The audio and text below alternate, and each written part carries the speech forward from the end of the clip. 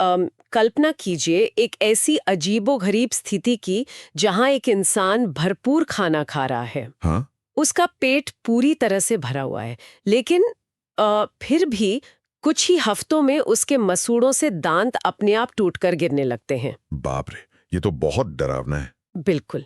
और सिर्फ इतना ही नहीं, जो शरीर पर लगी पुरानी चोटें थीं, जो सालों पहले पूरी तरह भर चुकी थीं, वो अचानक दोबारा फटने लगती हैं। Oh wow. हाँ, और उनसे खून बहने लगता है। सुनने में किसी डरावनी हॉरर फिल्म का दृश्य लगता है, वही ना? हाँ, एकदम।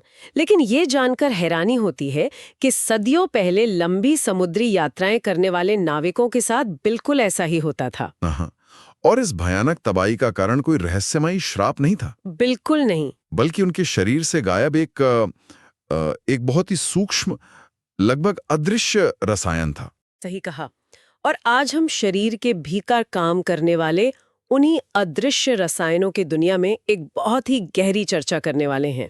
बिल्कुल। आज की इस विशेष चर्चा का आधार एक बहुत ही शानदार स्रोत है जिसका नाम है essential guide to vitamins and human health. हाँ, एक काफी प्रमाणिक दस्तावेज है ये। एकदम।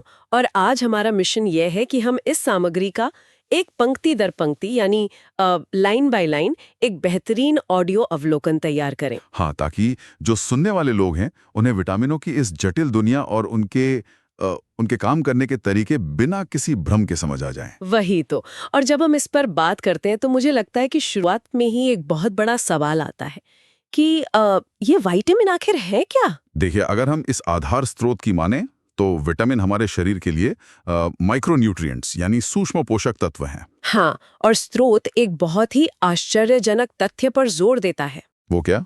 वो ये कि हमारा शरीर इन तत्वों को खुद नहीं बना सकता। हाँ, ये एक बहुत ही बड़ा विरोधाभास है। मतलब हमारा शरीर इतनी एडवांस मशीन है, लेकिन इन छोटे छोटे रसायनों के लिए हमें पूरी तरह से अपने भोजन पर निर्भर रहना पड़ता है। बिल्कुल, ये विकासवाद का एक बहुत बड़ा हिस्सा है कि प्रकृति ने हमें आहार से जोड़कर रखा है। तो इस सब का असल में क्या मतलब है? स्रोत इसे इस तरह समझाता है कि ये रोग बचाव और शरीर को स्वस्थ रखने के लिए अनिवार्य हैं। अगर मैं इसकी एक तुलना करूं तो इसे ऐसे समझ सकते हैं जैसे विटामिन शरीर की उस मशीन के लिए बाहर से डाला जाने वाला ईंधन या तेल है। हाँ, बढ़िया तुलना है। जिसे मशीन खुद पैदा नहीं कर सकती, लेकिन जिसके बिना मशीन पूरी तरह से रुक जाएगी। एकदम सही। और इसी स्रोत के अनुसार इन रसायनों के दो मुख्य प्रकार बताए गए हैं। अच्छा, कौन कौन से? पहला है वाटर सॉल्युबल यानी जल में घुलनशील, जैसे विटामिन बी और सी। हाँ। और दूसरा है फैट सॉल्युबल यानी वसा या चर्बी में घुलनशील विटामिन, जैसे ए, डी, ई और के। ठीक है। तो चूंकि आपने फैट सॉल्युबल विटामिन से परिचय करा ही दिया है, तो चलिए सबसे पहले इसी पर बात करते हैं। हाँ, चलिए। देखते हैं कि शरीर के बुनियादी ढांचे और हमारी देखने की क्षमता को आखिर कौन नियंत्रित करता है। सबसे पहले नाम आता है विटामिन ए का, जिसे रेटिनॉल भी कहते हैं। हाँ। स्रोत के हवाले से अगर देखें तो ये आंखों के स्वास्थ्य के लिए सबसे महत्वपूर्ण बताया गया है। बिल्कुल। और लोग जानते भी हैं कि गाजर और दूध इसके मुख्य स्रोत हैं। हाँ, बचपन से सुनते आ रहे हैं कि गाजर खाओ, आंखों की रोशनी तेज होगी। लेकिन इसका असर असल में होता कैसे है? देखिए, स्रोत इसके प्रभाव को काफी विस्तार से समझाता है। इसकी कमी से रतौंधी या नाइट ब्लाइंडनेस नाम का रोग होता है। अच्छा, जिसमें रात की दृष्टि कमजोर हो जाती है। बिल्कुल। आंख के पर्दे के लिए ये बहुत अनिवार्य है। अब आते हैं एक और बहुत ही मशहूर विटामिन पर, विटामिन डी या कैल्सीफेरॉल। हाँ, ये ढांचे की बात हो रही है, तो हड्डियों के लिए ये सबसे जरूरी है। लेकिन चलिए इसे थोड़ा विस्तार से समझते हैं। आमतौर पर जब हड्डियों की मजबूती की बात आती है तो लोग केवल खाने की तरफ भागते हैं। हाँ, दूध पियो या कैल्शियम खाओ, वही सब ना। लेकिन विटामिन डी के मामले में सबसे बड़ा स्रोत क्या बताया गया है? यहाँ जो बात सबसे आकर्षक है वो ये है कि इसका सबसे बड़ा और प्राकृतिक स्रोत कोई खाद्य पदार्थ है ही नहीं। Oh wow. बल्कि सूर्य का प्रकाश यानी सनलाइट है। मतलब हम धूप से आहार ले रहे हैं एक तरह से। हाँ, स्रोत स्पष्ट करता है कि ये हड्डियों को मजबूत बनाने के लिए बहुत जरूरी है। और बच्चों पर इसका क्या असर होता है अगर धूप ना मिले तो? स्रोत कहता है कि बच्चों में इसकी कमी से रिकेट्स नाम का रोग होता है। रिकेट्स, हाँ, जिसमें हड्डियां कमजोर और टेढ़ी हो जाती हैं। एकदम सही। तो ढांचे और दृष्टि के बाद अब बात आती है शरीर को चलाने की। आखिर शरीर को चलाने के लिए वास्तविक ऊर्जा की आवश्यकता होती है। बिल्कुल, और यहीं पर जल में घुलनशील विटामिन यानी बी फैमिली की भूमिका शुरू होती है। हाँ, बी कॉम्प्लेक्स का पहला भाग जिसमें हम B1, B2, B3 और B5 की बात करेंगे। बी कॉम्प्लेक्स फैमिली आकर्षण का केंद्र है। इसमें सबसे पहले है विटामिन B1, जिसे थायामीन कहते हैं। तो इसका ऊर्जा बनाने से क्या ताल्लुक है? स्रोत के अनुसार ये भोजन को ऊर्जा यानी एटीपी में बदलने में सहायक है। मतलब स्रोत ये स्पष्ट कर रहा है कि खाना सीधे ऊर्जा नहीं है, उसको बदलना पड़ता है। हाँ, और थायामीन यही करता है। इसकी कमी से थकान और मांसपेशियों में कमजोरी वाला बेरी-बेरी नामक रोग होता है। बेरी-बेरी। अच्छा, और इसके स्रोत क्या हैं? अनाज और दाल इसके बेहतरीन स्रोत हैं। अब अगर आगे बढ़ें तो अगला नाम विटामिन B2 का है, यानी राइबोफ्लेविन। हाँ, स्रोत कहता है कि चमकती त्वचा और स्वस्थ दृष्टि के लिए यह जरूरी है। बिल्कुल। और अगर इसकी कमी हो जाए तो बेजान त्वचा और उसमें दरारें आने जैसे त्वचा रोग होते हैं। बाप रे, मतलब बाहरी रूप के लिए ये अंदर से जरूरी है। इसके स्रोत दूध, अंडा, मछली और हरी सब्जियां बताए गए हैं। एकदम सही। अब इसके बाद एक बहुत दिलचस्प विटामिन आता है B3। हाँ, जिसे नायासिन कहते हैं। मेरा एक सवाल है यहाँ पर। जरूर पूछिए। स्रोत में लिखा है कि ये पाचन यानी डाइजेशन और तंत्रिका तंत्र यानी नर्वस सिस्टम दोनों के लिए महत्वपूर्ण है। हाँ, एक ही विटामिन दो इतने अलग-अलग सिस्टम को कैसे संभाल रहा है? मतलब एक पेट में और एक दिमाग में? अगर हम इसे बड़ी तस्वीर से जोड़कर देखें तो शरीर का हर सिस्टम आपस में जुड़ा हुआ है। अच्छा, स्रोत इसलिए ये बताता है क्योंकि इसकी कमी से पेलाग्रा नाम की बीमारी होती है। पेलेग्रा। इसके लक्षण क्या हैं? इसके बहुत स्पष्ट और गंभीर लक्षण हैं, जैसे दस्त यानी डायरिया और डर्मेटाइटिस, जो कि सूखी और पपड़ीदार त्वचा होती है। तो आखिर में बी कॉम्प्लेक्स के इस पहले भाग में हमारे पास है विटामिन B5 या पैंथोटेनिक एसिड। हाँ, और स्रोत पर अगर विश्वास करें तो ये एटीपी साइकिल या ऊर्जा चयापचय में अत्यंत महत्वपूर्ण भूमिका निभाता है। मतलब एनर्जी मेटाबॉलिज्म में। बिल्कुल, क्योंकि ये कोएंजाइम ए का हिस्सा है। ओह, अच्छा, इसीलिए स्रोत कहता है कि इसकी कमी से भारी थकान आती है क्योंकि एनर्जी साइकिल पूरी नहीं हो रही। एकदम सही। और इस मास्टर स्विच को चलाने के लिए अंडा, मछली, मशरूम और एवोकाडो स्रोत बताए गए हैं। हाँ, चलिए अब ऊर्जा बनने के बाद अगले हिस्से की तरफ बढ़ते हैं। बिल्कुल, ऊर्जा बनने के बाद शरीर को नए सेल बनाने और रक्त के जरिए ऑक्सीजन पूरे शरीर में पहुंचाने की जरूरत होती है। और इसके लिए हम आते हैं बी कॉम्प्लेक्स से दूसरे भाग पर, जिसमें हम B6, B9, B12 और एक बहुत बड़े मिथ पर चर्चा करेंगे। शुरुआत करते हैं विटामिन B6 से, जिसे पायरिडॉक्सिन भी कहा जाता है। हाँ, और स्रोत में इसका मुख्य काम रक्त निर्माण बताया गया है। यानी लाल रक्त कोशिकाएं या रेड ब्लड सेल्स बनाने में सहायक है ये। तो इसकी कमी से एनीमिया यानी रक्त की कमी होती होगी। बिल्कुल सही पकड़ा आपने।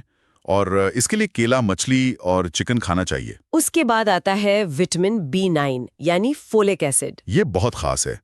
स्रोत विशिष्ट रूप से बताता है कि ये डीएनए सिंथेसिस और कोशिका विभाजन में मदद करता है। अच्छा, डीएनए सिंथेसिस मतलब सेल को कॉपी करना। हाँ, और इसी कारण से विशेष रूप से गर्भवती महिलाओं के लिए ये बेहद जरूरी बताया गया है। ओ वही ना, ताकि जो भ्रूण है उसके सेल्स का स्वस्थ विकास हो सके। बिल्कुल, और इसकी कमी से भी एनीमिया और भारी थकान होती है। हरी पत्तेदार सब्जियां डालें और संतरा इसके अच्छे स्रोत में लिखे हैं। हाँ, और इसी कड़ी में अगला है विटामिन B12 या सियानोकोबालामिन। ये तो नर्वस सिस्टम के लिए बहुत जरूरी बताया गया है स्रोत में, मस्तिष्क और तंत्रिका कार्यों के लिए। बिल्कुल, B12 के स्रोत मुख्य रूप से मांस, दूध और अंडे हैं। और स्रोत एक बहुत बड़ी बीमारी का जिक्र करता है अगर इसकी कमी हो जाए। हाँ, स्रोत कहता है कि इसकी कमी से पर्नीशियस एनीमिया होता है, जिसमें रक्त कोशिकाएं सामान्य नहीं रहती। ये सब सुनकर लगता है कि बी फैमिली अकेले पूरे शरीर की फैक्ट्री चला रही है। हाँ, बी फैमिली बहुत बड़ी है। लेकिन यहाँ पर बात सच में बहुत दिलचस्प हो जाती है। बहुत से लोग अलग अलग विटामिन के नाम सुनते हैं बाजार में और इंटरनेट पर। बिल्कुल, काफी भ्रम है। लेकिन अगर हम इन स्रोतों की माने तो विटामिन H और विटामिन B7 असल में एक ही है। हाँ, ये दोनों एक ही चीज है जिसका आधिकारिक नाम बायोटिन है। वही ना, बायोटिन, जो आजकल बालों और चमकदार त्वचा के सप्लीमेंट्स में काफी प्रचलित है। एकदम। और इसी कारण लोग इन नामों से कंफ्यूज हो जाते हैं। लेकिन मेरा एक और सवाल है, हम्म, इंटरनेट या विज्ञापनों में अक्सर विटामिन B8 का भी बहुत जिक्र होता है, उसका क्या? यहाँ पर स्रोत ने एक बहुत बड़ी बात कही है। क्या? स्रोत में ये बहुत स्पष्ट तौर पर लिखा है कि विटामिन B8 नाम का कोई आधिकारिक विटामिन होता ही नहीं है। है? सच्ची? मतलब B8 जैसी कोई चीज ही नहीं है? बिल्कुल नहीं। ये महज एक नकली नाम है जिसे कोई मान्यता प्राप्त नहीं है। बाप रे, ये तो एक बहुत ही महत्वपूर्ण सवाल खड़ा करता है। कैसा सवाल? यही कि हमें जानकारी के मामले में कितना सतर्क रहना चाहिए ऐसी मार्केटिंग टर्म्स को लेकर। बिल्कुल सही कहा। हमें साइंटिफिक स्रोतों पर ही भरोसा करना चाहिए। हाँ, वही तो। खैर, अब जब शरीर बन गया है और ऊर्जावान है और रक्त प्रवाह भी दुरुस्त है, तो इसे बचाना भी तो होगा। बिल्कुल। बाहरी हमलों और अंदरूनी चोटों से बचाना होगा। और यही आती है शरीर की रक्षा कवच और प्राकृतिक मरम्मत की प्रणालियां, यानी विटामिन C, E और K। चलिए, विटामिन सी से शुरू करते हैं, जिसे एस्कॉर्बिक एसिड भी कहा जाता है। अगर इसकी तुलना करें तो ये शरीर की सेना के सबसे आगे चलने वाली ढाल, यानी इम्यूनिटी शील्ड की तरह है। बिल्कुल, जो बीमारियों के खिलाफ ढाल बनकर खड़ा होता है। और इसी वजह से वही स्कर्वी रोग होता है जिसकी बात मैंने पहले की थी। हाँ, स्रोत में स्कर्वी का बड़ा विस्तार से जिक्र है, जिसमें मसूड़ों से खून आना और कमजोरी शामिल है। इस बीमारी से बचने के लिए स्रोत ने मुख्य प्राकृतिक स्रोत खट्टे फल जैसे नींबू, संतरा और आंवला बताए हैं। बिल्कुल सही। अब इस ढाल के अलावा एक और रक्षक है, विटामिन ई, यानी टोकोफेरॉल। स्रोत में लिखा है कि ये त्वचा की चमक और प्रजनन स्वास्थ्य के लिए बहुत महत्वपूर्ण है। स्रोत इसके पीछे का विज्ञान भी समझाता है कि आखिर ये काम कैसे करता है। अच्छा, वो कैसे? ये एक शक्तिशाली एंटीऑक्सीडेंट है जो शरीर की कोशिकाओं को बाहरी और अंदरूनी नुकसान से बचाता है। मतलब फ्री रेडिकल्स वगैरह से? हाँ, एकदम। और इसके प्रमुख स्रोत नट्स जैसे बादाम और अखरोट और बीज हैं। अब एक आखिरी लेकिन बहुत ही दिलचस्प सवाल आता है। पूछिए।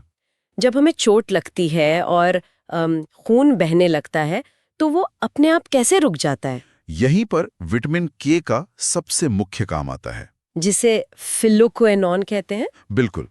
इसका काम है रक्त का थक्का जमाना, यानी ब्लड क्लॉटिंग। ओह, तो इसीलिए शोध कहता है कि इसकी कमी से लगातार ब्लीडिंग होने का बहुत बड़ा खतरा रहता है। हाँ, अगर विटामिन के ना हो तो छोटी सी चोट भी जानलेवा बन सकती है।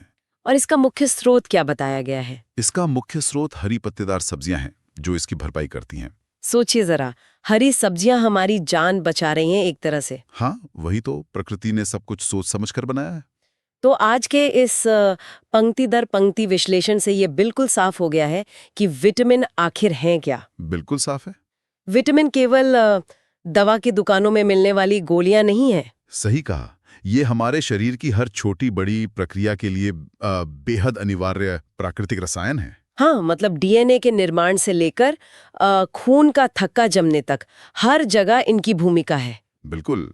लेकिन इसने हमें एक सोचने पर मजबूर करने वाला तथ्य भी दिया है। वही ना, इस चर्चा को मैं इस गहरे विचार के साथ समाप्त करना चाहूंगी, जिसे सुनने वाले अपने साथ ले जा सकें। बिल्कुल, रखिए अपना विचार। देखिए, जैसा कि हमने देखा, मनुष्य का शरीर जीवन रक्षक विटामिनों का उत्पादन खुद नहीं कर सकता। हाँ, बिल्कुल। और हम पूरी तरह से अपने बाहरी आहार पर निर्भर हैं। ये तय है। तो अगर मनुष्य इतने लंबे विकासवाद यानी एवोल्यूशन के दौर से गुजरा है, तो ये सच में सोचने वाली बात है कि प्रकृति ने हमें इन बुनियादी तत्वों के लिए पूरी तरह से भोजन का गुलाम क्यों बना दिया। वही ना, विकासवाद में हमने सब कुछ सीख लिया लेकिन इन तत्वों के लिए आश्रित रह गए। बिल्कुल। और क्या हमारी आज की आधुनिक जीवन शैली और ये जो जंक फूड है, क्या वो हमें हमारी ही शरीर की इस मूल प्राकृतिक आवश्यकता से बहुत दूर तो नहीं कर रहे हैं? ये वाकई एक बड़ा सवाल है और स्रोत का विश्लेषण हमें यही सिखाता है कि अपनी बुनियाद पर वापस लौटना कितना जरूरी है। वही तो, लोग शायद आजकल आसानी से सप्लीमेंट्स ले लेते हैं, पर असूल में जो प्राकृतिक आहार है उसका कोई विकल्प नहीं है। एकदम सही कहा आपने। खैर, इस लाइन बाय लाइन अवलोकन और इस नए नजरिए के साथ आज की इस गहरी चर्चा को यहीं विराम देते हैं। सोचिए ज़रा अपने आहार के बारे में और मिलते हैं अगले विश्लेषण में।